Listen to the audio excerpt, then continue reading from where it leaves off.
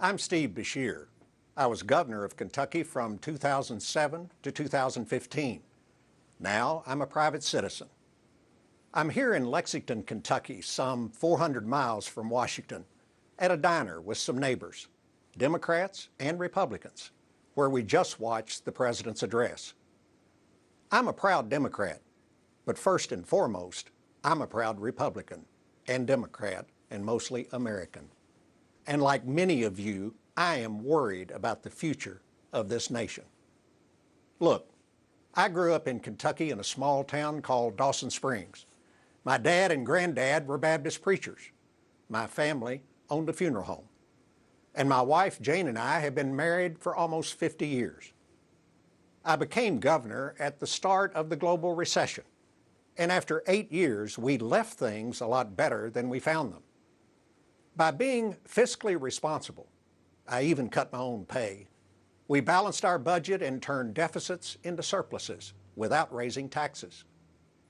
We cut our unemployment rate in half. We made huge gains in high school graduation rates, and we found health coverage for over 500,000 Kentuckians. We did that through trust and mutual respect. I listened. And I built partnerships with business leaders and with Republicans in our legislature. We put people first and politics second.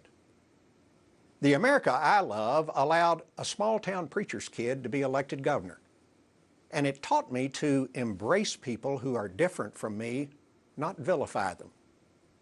The America I love has always been about looking forward, not backward, about working together to find solutions regardless of party, instead of allowing our differences to divide us and hold us back.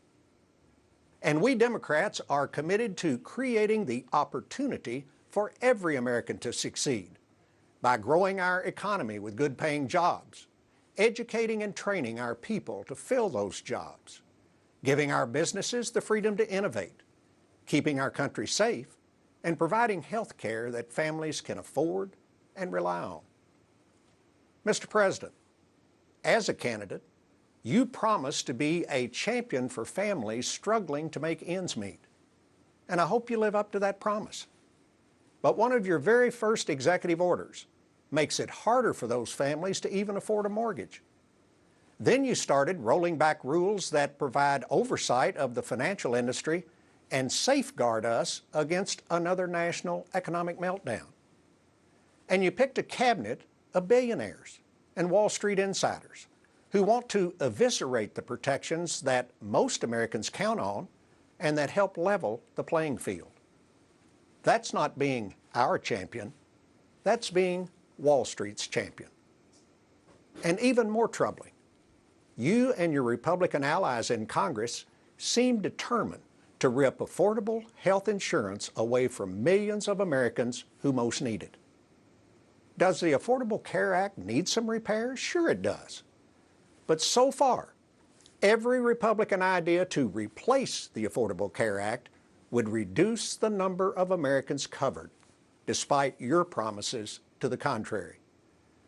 Mr. President, folks here in Kentucky expect you to keep your word, because this isn't a game. It's life and death for people. These ideas promise access to care, but deny the importance of making care affordable and effective. They would charge families more for fewer benefits and put the insurance companies back in control. Behind these ideas is the belief that folks at the lower end of the economic ladder just don't deserve health care, that it's somehow their fault that their employer doesn't offer insurance, or that they can't afford to buy expensive health plans. But just who are these 22 million Americans, including 500,000 people right here in Kentucky, who now have health care that didn't have it before? Look, they're not aliens from some distant planet. They're our friends and our neighbors. We sit in the bleachers with them on Friday night.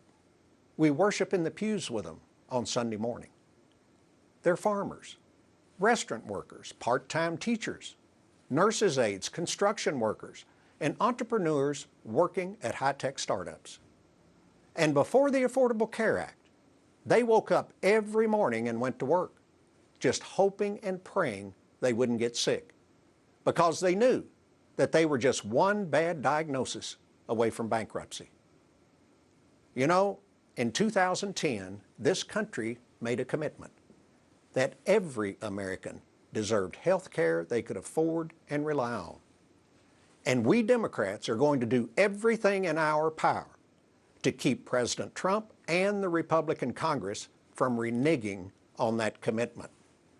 But we're going to need your help by speaking out. Another commitment now being tested is to our national security. Look, make no mistake, I'm a military veteran myself, and I know that protecting America is a president's highest duty. Yet President Trump is ignoring serious threats to our national security from Russia, who's not our friend, while alienating our allies who fought with us side by side and are our friends in a dangerous world. His approach makes us less safe and should worry every freedom-loving American.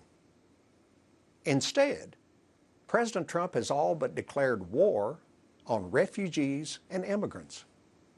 Look, the president can and should enforce our immigration laws, but we can protect America without abandoning our principles and our moral obligation to help those fleeing war and terror, without tearing families apart, and without needlessly jeopardizing our military men and women fighting overseas.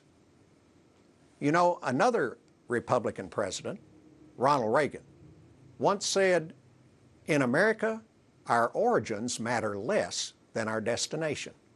And that is what democracy is all about. President Trump also needs to understand that people may disagree with him from time to time, but that doesn't make them his enemies. When the president attacks the loyalty and credibility of our intelligence agencies, the court system, the military, the free press, individual Americans, simply because he doesn't like what they say, he's eroding our democracy, and that's reckless. Real leaders don't spread derision and division. Real leaders strengthen. They unify, they partner, and they offer real solutions instead of ultimatums and blame. Look, I may be old-fashioned, but I still believe that dignity, compassion, honesty, and accountability are basic American values. And as a Democrat, I believe that if you work hard, you deserve the opportunity to realize the American dream, regardless of whether you're a coal miner in Kentucky, a teacher in Rhode Island, an auto worker in Detroit, or a software engineer in San Antonio. Our political system is broken. It's broken because too many of our leaders think it's all about them. They need to remember that they work for us, and helping us is their work. Kentucky made real progress while I was governor because we were motivated by one thing: helping families. Democrats are trying to bring that same focus back to Washington, D.C. Americans are a diverse people, and we may disagree on a lot of things, but we've always come together when we remember that we are one nation, under God, indivisible, with liberty and justice for all. Thank you.